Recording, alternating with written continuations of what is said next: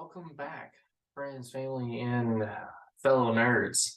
Welcome back to the Midgard Press as we continue part 3 and final installment of combat within Dragonbane. If you haven't noticed in the first 2 episodes, there's a lot to cover, and here we are, final episode. Damage. So life as an adventurer is hard and risky. The rewards may be great, but the only thing that you know for sure is that you will suffer all sorts of damage along the way. Taking damage reduces your hit points, your HP. Now, armor plays a whole different aspect in this game. It's not like your D&D or your Pathfinder where your armor only prevents your enemies from hitting you. No, that's stupid. If you watch any medieval movie, any fantasy genre movie, and they have armor, they have swords or some type of equivalent fighting, you will notice that they still land attacks on the protagonist, but the armor protects them as far as damage being done to them.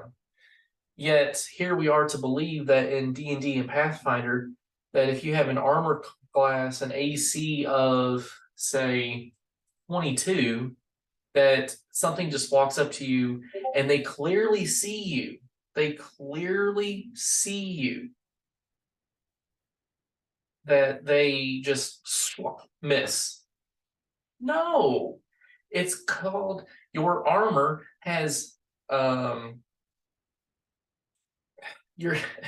it's called that your armor has the defensive ability, not you just miss it altogether. No, that's stupid.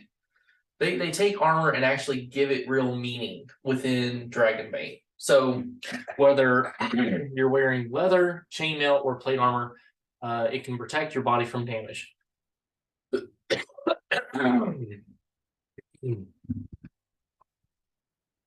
Equipping or unequipping armor counts as an action in combat.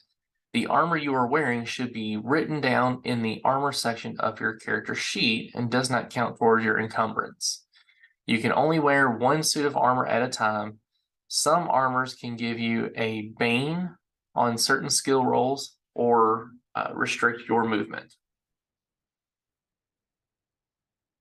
Armor rating. An armor's effectiveness is determined by its armor rating. Whether you take damage from a physical attack, subtract the armor from the damage. If the damage from a melee attack is completely negated, the attacking weapon suffers the damage instead, which might break the weapon. See durability. Helmets. Your helmet can be combined with a helmet, which can further increase your armor rating. Equipping or unequipping a helmet counts as an action. Helmets can also give you a bane using certain skills. Death. Now, I will tell you, this game is pretty deathly because not only can you actually do some real damage, so can the monsters and your enemies, the NPCs even. They can do some real damage. And I've had several characters die, several player characters die. I've had some go down to death saves. It all depends on the roll of the dice. The dice giveth and the dice taketh. So if your HP reaches 0, you drop to the ground and risk dying. You cannot move or perform any actions except trying to rally. See below. Which is really off to the side, but we'll get there. Death rolls. On your turn in subsequent rounds, you must make a death roll. A roll against your constitution. The death cannot be pushed if that optional roll is used. Record the results of your death rolls on your character sheet. After 3 successful death rolls, you recover D6 HP. After 3 failed death rolls, your character dies. Rolling a dragon counts as 2 successful death rolls. Rolling a dragon counts as 2 successful death rolls. Rolling a demon counts as 2 failures. If the combat ends, keep counting rounds until all death rolls have been made. So, personally, I, as the GM, roll the death rolls in my games. And that's just how I do it. I do not tell the players whether it was a success. I do not tell the players whether it was a failure. The only time I give any indication, I tell you what, I actually have a degree of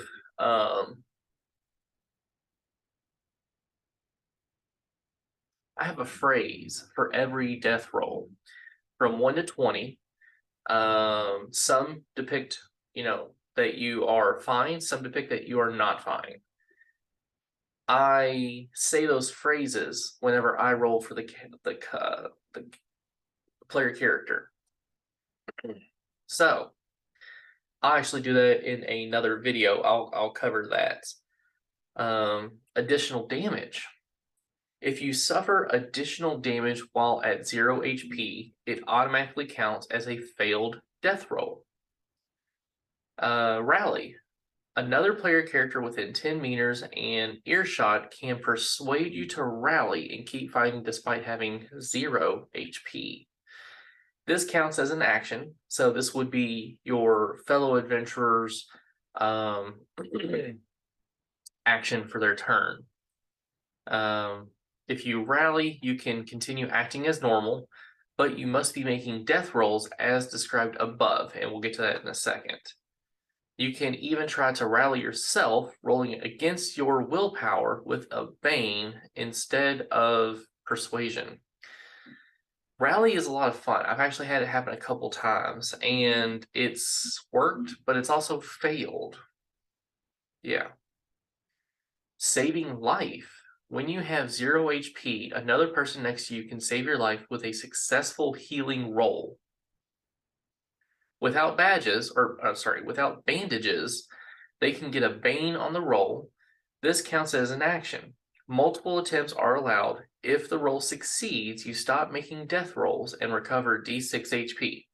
You cannot save your own you cannot save your own life this way. Even if you have rallied, see above, additional healing rolls have no effect if you are no longer at 0 HP. So if you have 1 HP, you cannot do a healing roll. It does nothing. The only thing that healing does is saves you from making death saving rolls. Magic can save lives as well, as magic should. Instant death.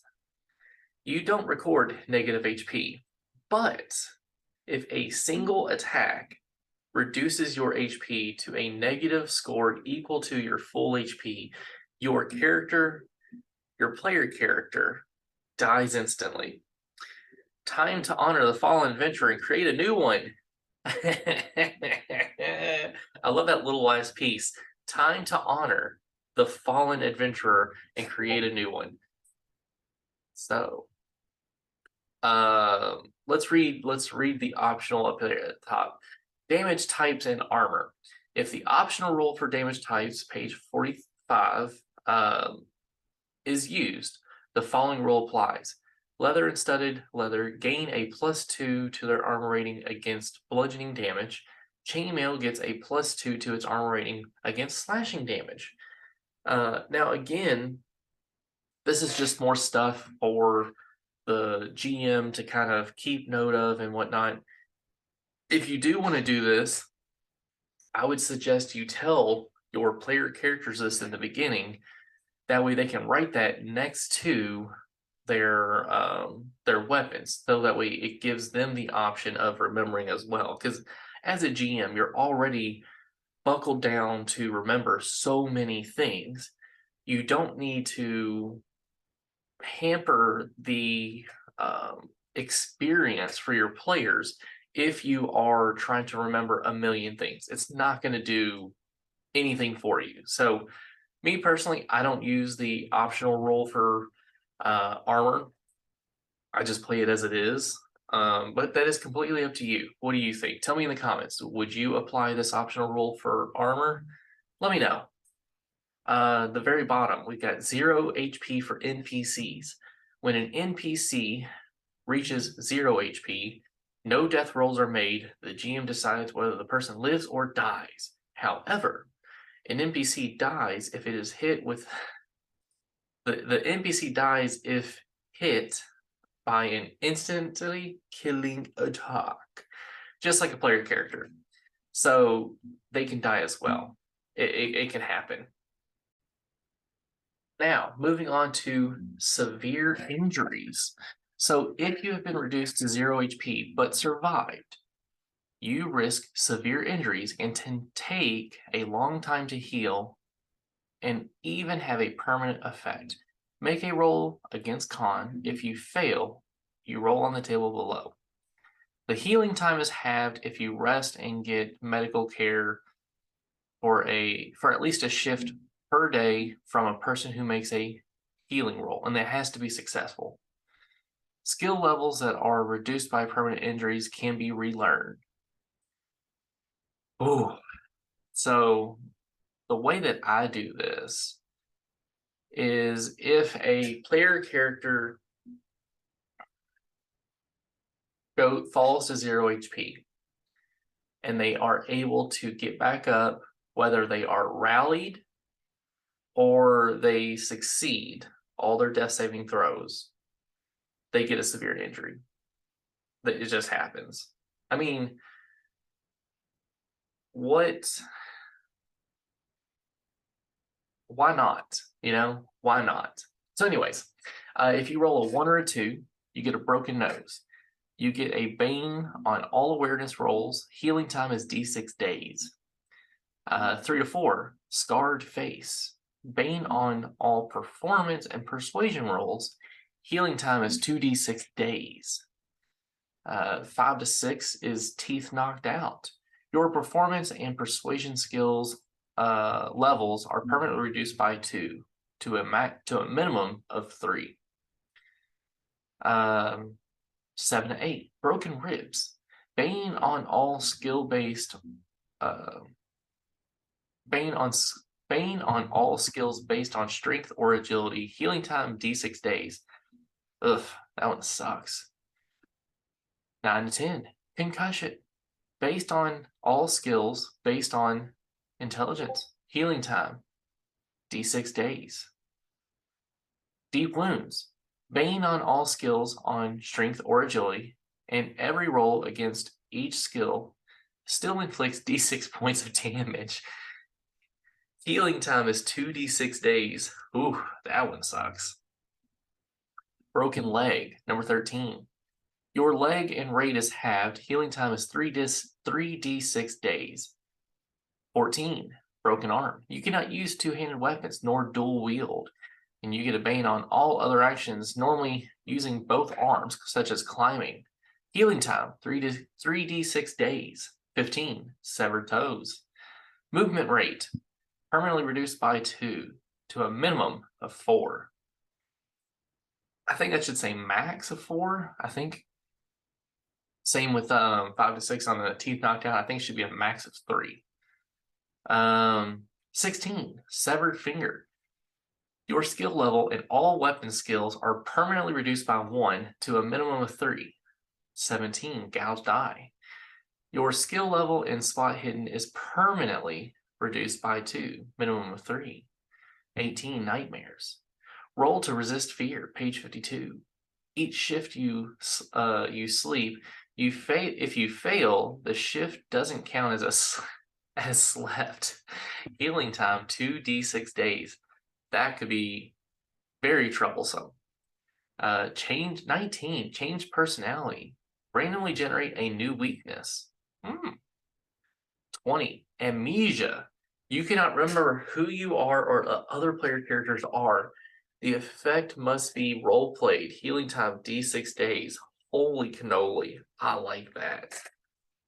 Oh, I like that. Oh my gosh, that's awesome. I want that to happen to somebody now. I want that. Okay, sorry. One day. Conditions. So we've talked about this a little bit, but let's go into more detail about conditions. In this condition, or in this game, you can suffer 6 different conditions. Each condition gives you a bane on all rolls against a certain attribute and skill rolls based on that attribute. You got exhausted for strength, sickly for constitution, dazed for agility, angry for intelligence, scared for willpower, and then disheartened for charisma. So suffering a condition, the most common way to suffer conditions is to push your roll. Optional roll, page 32.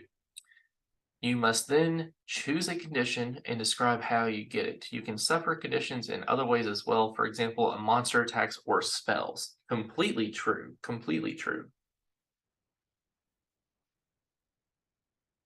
Multiple conditions. If you suffer a condition that you already have, you must choose another condition. If you have all 6 conditions, you must instead lose D6 willpower if you suffer another condition. If you are out of willpower, you instead lose D6 HP. Healing conditions. If you heal one condition of your choice during a stretch rest, a shift rest heals all conditions. So the shift rest is 6 hours and you get all conditions back. Really good, really useful. Healing and resting. Talking about rest, here we go. Lost HP and WP, so hit points and willpower, are recovered by resting. There are 3 kinds of rest: round rest, stretch rest, and shift rest. While resting, you cannot perform any actions that require die rolls or willpower. Round rest, a quick rest that lasts just a single round, so while you're in combat. During a round rest, you can recover only D6 willpower and no hit points. You can only have a round rest once per shift. Stretch rest. A stretch rest only lasts for one stretch of time. During a stretch rest, you heal D6 hit points or 2d6 hit points if someone is tending to you and succeeds with a healing roll. The caregiver cannot rest during the game or during the same stretch and only heal one person during the rest. So basically somebody is assisting you, they're helping you with your rest. So they do not get it, but you get it instead. They're giving you their D6 basically. During a stretch rest, you also recover D6 willpower points and heal a condition of your choice. If something dramatic interrupts your rest, the effects are lost. You can only have a stretch rest once per shift. Shift rest. A shift rest lasts one full shift of time and can only take place in a safe location where there are no enemies nearby. During a shift rest, you recover all your lost HP and WP, your hit points and your willpower, and heal all conditions. If a shift rest is interrupted by combat or hard work, it has no effect.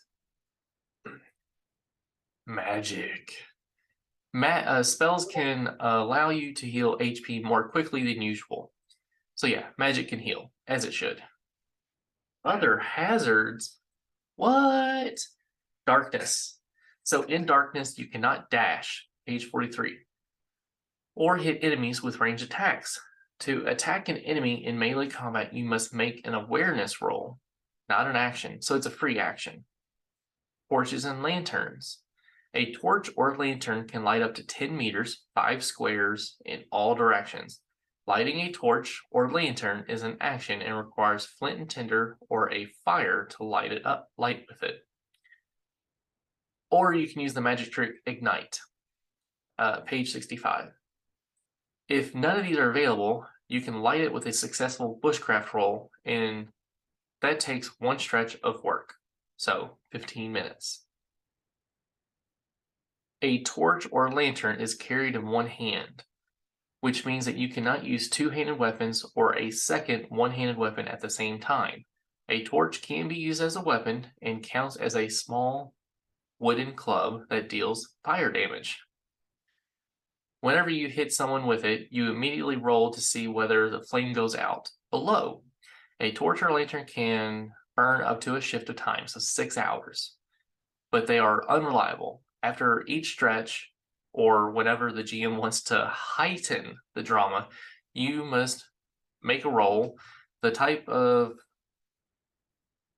You must roll a die. The type depends on the light source. See page 78. A result of 1 means the flame goes out. So nobody has dark vision. None of the kins do. Nobody can see in the dark, plain and simple. Which makes this game even better, because if there's no dark vision, it's dark underground. It's dark in tombs, dungeons, crypts, burial mounds, anywhere in between. Fear. There are many horrifying beasts lurking in the ruins and forests of Dragonbane. Such creatures can perform so-called fear attacks. Fear attacks can also be triggered by magic and other terrifying experiences.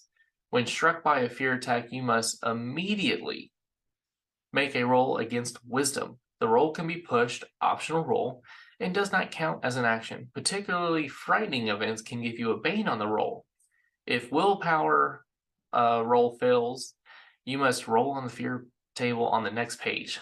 Oof, I can't wait for the fear table. I feel like it needs its own video, but we're going to talk about it in this one. Poison. Poisons are measured by potency. A weak poison has a potency 9, a moderate poison has a potency 12, and a strong poison has a potency 15 or even more. Whenever you ingest a poison, and it could be a cut on your arm, orally, or it gets splashed on you. Whenever you ingest a poison, the GM makes an open opposed roll, page 33, between the potency and your constitution. If the poison wins, you suffer its full effects. If you win, the player character, you only suffer the limited effect of the poison. Poison has no effect on monsters. Poison has no effect on monsters. NPCs. Lethal poison. NPCs. For poison effects on NPCs, roll against the maximum HP reduced by 2 for each level of the robust heroic ability. Lethal poison. Full effect. You take d6 damage per round on your turn until you reach 0 HP. If you consume an antidote, it takes the effect is halted. Limited effect. You take d6 on your next turn. Paralyzing poison. Full effect.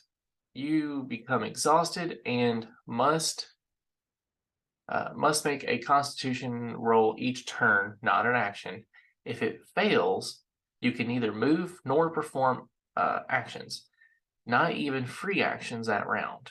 The effect wears off after 1 stretch, which is 15 minutes, or if you have been given an antidote. Limited effect, you become exhausted. Sleeping poison. Full effect, you become dazed and must make a con roll every turn on each turn, not an action. If it fails, you fall asleep and remain sleeping for 1 shift, which a shift is 6 hours. Being given an antidote or taking at least 1 point of damage wakes you up. Limited effect, you become dazed. So there are multiple things that can be done as far as the poisons. It just matters if it's a full effect or a limited effect. Disease. When you are exposed to a dangerous disease, the GM makes an open opposed roll against the disease's virulence rating and your constitution. If you win, you resist the disease. If you fail, you fall ill after 1 day. You become sickly and lose a d6 HP. While you are sick, you cannot heal HP, WP, or conditions. Make a new roll against the disease every day, where each failure inflicts D6 damage. If you reach 0 HP while sick, you will die a day later. As soon as you win the opposed roll, you are fully cured. You can stop rolling and can heal as usual. Healing. If someone tends to you with a healing roll while you are sick, while you are diseased, that person can make the roll against the disease instead of you. The caregiver rolls for healing against the virulence of the disease. A herbal concoction adds a boon to the roll. Falling. Oh, I love falling. It just hurts so much.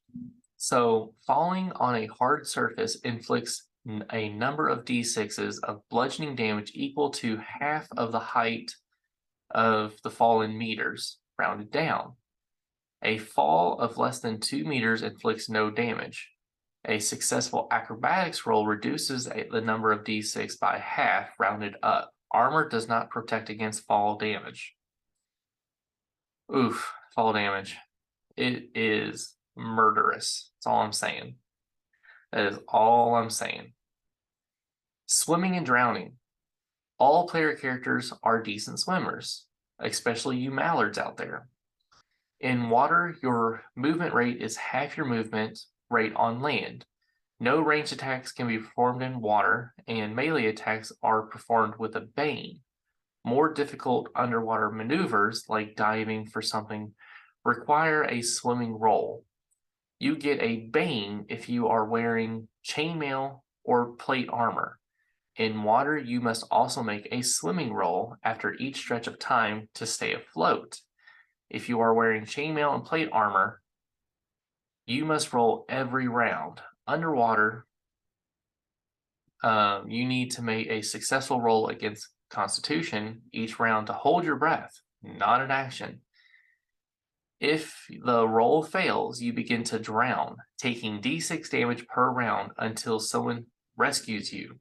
If you reach 0 HP while drowning, you make death rolls as usual, but only failed rolls count. I'm sorry. What? Like, the fact that they have swimming and drowning rolls in here is chef's kiss. I mean, there's so many things in here that are just fantastic. They're just fantastic. Okay. So now, one of my favorite parts of this game, the fear table. So if the player fails on their willpower save, their willpower roll, whatever you want to call it, their willpower skill check, attribute check, whatever, you roll a d8. Or I like to have my players roll a d8. I like them to be their demise. And besides, it just means less rolling for you as the GM. So 1, enfeebled. The fear drains your energy and determination. You lose 2d6 willpower to a minimum of 0 and become disheartened. 2, shaken. You suffer the scared condition. 3, panting. The intense fear leaves you out of breath and makes you exhausted. 4, pale. Your face turns white as a sheet. You and all the player characters within 10 meters in sight of you become scared. 5, scream. You scream in horror, which causes all player characters who hear the sound to immediately suffer a fear attack as well. Each player only ever needs to make 1 willpower roll to resist the same fear attack. 6, rage. Your fear turns to anger, and you are forced to attack its source on the next turn in melee combat if possible. You also become angry. 7, paralyzed. You are petrified with terror and unable to move. You cannot perform any action or movement on the next turn. Make another willpower roll on each turn, not an action, to break the paralysis. 8. Wild panic. In a fit of utter panic, you flee the scene as fast as you can, which means that you would potentially use your dash action. Once on your next turn, you must dash away from the source of your fear. Make another willpower roll on each turn, not an action, to stop running and act normally again. So, a couple of these, for example, 4, if you happen to be the one that has to make the roll, like if you make your willpower roll and then a 4 is rolled, it affects everybody. Same with 5. The scream affects everybody. So I love this, that it not only just includes you as a player character, but it could also envelop everybody within, a certain amount of range. I love that. Love that. Hunger. You must eat at least one ration of food per day. After 1 day without food, you become famished and cannot heal hit points, willpower, or conditions except through magic. You also take 1 point of damage per day that you haven't eaten. If you reach 0 HP while famished, you die from starvation after 1 day. Once you have eaten a ration of food, you are no longer famished and can heal normally again. Cold. When the cold is bitter and you do not have enough shelter, according to the GM, you must roll bushcraft regularly. You usually roll once per shift, but in extreme cold, you may have to roll every stretch or even every round. If you don't have a blanket, you can get a bane on the roll, while a fur gives you a boon. On failure, you lose D6 hit points and D6 willpower and can no longer heal these or conditions except through magic. You must then keep making rolls to withstand the cold. With the same effect if you fail, if you reach 0 HP while cold, you die when it is time to take your next roll. Once while you get warm, or only when you get warm, if only by a campfire, you can stop making rolls and heal normally again. Sleep deprivation. You need at least 1 shift or uninterrupted sleep every day. You cannot sleep in armor. After 3 shifts without sleep, you can no longer heal willpower or conditions. You heal HP as usual. You can also lose D6 willpower each shift you remain awake. If you reach 0 willpower while suffering from sleep deprivation, you collapse and sleep for at least 1 shift and cannot be woken. Once you have slept at least 1 shift, you can heal willpower and conditions normally again. Whew. All right. So we got magic on page 56. This is page 55. So this is the last page for this episode. We're almost there. Riding animals. A loyal horse or other mount is a great asset to any adventurer. Different types of pack animals and riding animals are listed on page 81, and their stats can be found on page 99. Saddlebags. The gear lists specifically how many units of weight the animal can carry. Movement. While mounted, you travel twice as fast as on foot, roughly 30 kilometers per shift, page 7. Because you can only travel 15 kilometers during a shift on foot. All player characters are assumed to be able to get up on a horse and ride slowly, but for more advanced maneuvers, a roll for riding is required. Combat.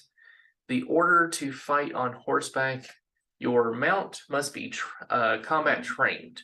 You may then move to your mount's movement rate instead of your own. On horseback, you fight as usual, but all the attacks and parries use the lowest of your riding skill and the weapon skill. Also, riding replaces evade when on horseback. If you don't have a saddle, all rolls get a bane. Enemies attacking you must choose whether they target you or the mount. Melee attacks from the ground get a bane against you. Damage. Mounts heal HP just like player characters. A mount reaches 0 HP. They do not make death rolls, but simply die. Improvised weapons. Battles are sometimes fought in places where things in the environment can be used in combat as weapons for protection or for movement. These improvised weapons can be lots of different things, but what they all have in common is that they are normally and can only be used once, after which they are consumed. Using an improvised weapon is an action and can be combined with movement. Examples of improvised weapons can be found on playing cards in the box, which I don't have just because I haven't got the box yet. I do have a PDF though that has all the improvised weapons, and we'll make a video of that as well. We'll make a video of that as well. At the start of combat, the GM can draw D3 cards to see which improved weapons or improvised weapons are available, or simply decide for themselves. The GM can mark an improvised weapon's exact location on the map or say that it is available anywhere in the area. The playing cards are placed on the table where everyone can see them. Once used, an improvised weapon is consumed and the card is removed. Complete adventures can feature new and unique improvised weapons that are connected to a certain adventure site. So some can be used anywhere, some can only be used at one specific place. And that's just how it goes. Oh, that was a lot. That was a lot to cover. So we just did 3 episodes of combat. There's a couple follow-up videos that I'm going to do. I'm going to do, definitely going to do an improvised weapons because there are a lot of improvised weapons that you could potentially do. But thank you all for tuning in and, watching. And really, you don't even have to watch. You can just listen in because I'm reading the text verbatim. So, if you all have any questions or concerns about combat, please post down below and we can go over those another time. But combat is fun. Combat is fun. So, yeah, thank you all again. Until next time, I hope you all, do the thing of liking, commenting, sharing these videos with all your friends, family, and other nerds. The more people that see them, the more we can push for more Dragonbane. Dragonbane is still not fully released. It won't release until August officially. But between now and then, let's build the hype. Let's really build it up. If you all want a game run online, I'm happy to run games for anybody and everybody. So maybe we can make that happen. Who knows? We'll see. But until next time, my friends, family, and fellow nerds, I, as always, want you to live on and game on.